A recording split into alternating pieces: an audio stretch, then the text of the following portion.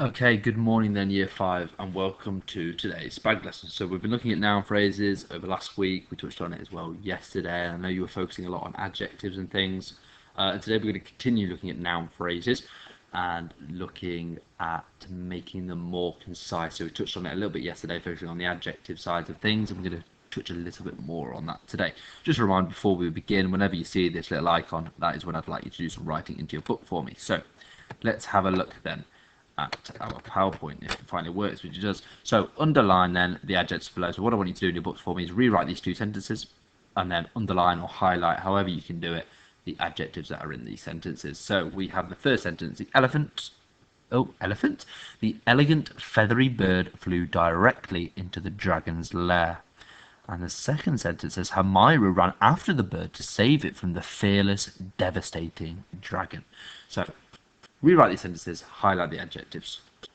Okay, let's have a look at our answers then. Of course, we've got elegant and feathery, fearless, devastating. There are 4 adjectives in the 2 sentences that we have written here. Okay, so now we're going to look more at the adjectives again today that are in our noun phrases, and we're going to see which ones are more important than others. So looking at this first bit here, we've got which noun phrase below gives you the most information. The first sentence says the delicate lilac flowers on the plant, and the second sentence says the purple lilac flowers on the plant.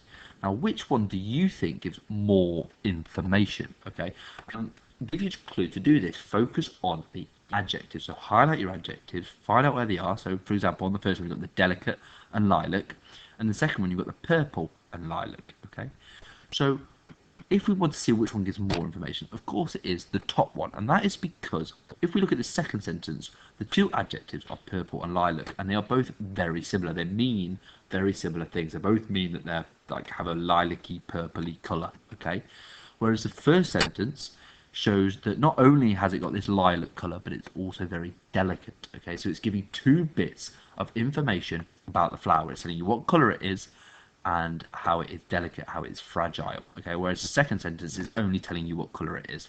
So therefore, this first one, the noun phrase in this first sentence gives you more information than it does in the second sentence.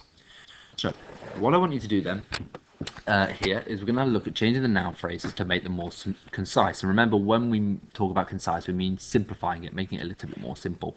So looking at this first sentence, we've got they live in a huge, vast mansion in the next village. If we were to make this noun phrase more concise, we'd have they live in a mansion in the next village. What we've done then is we've removed our adjectives, huge and vast, and made our sentence or our noun phrase more concise.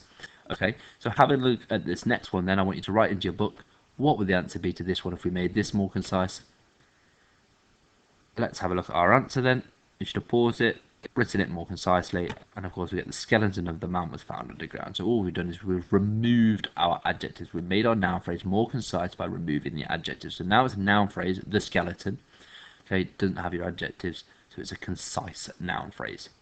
Okay, so that's what I'd like you to do. You're going to be focused on this kind of task in your Google document now for me. To get on with that, complete it, send it in, and I'll see you later for our live lesson. Thank you very much, Year 5. Enjoy the rest of your day.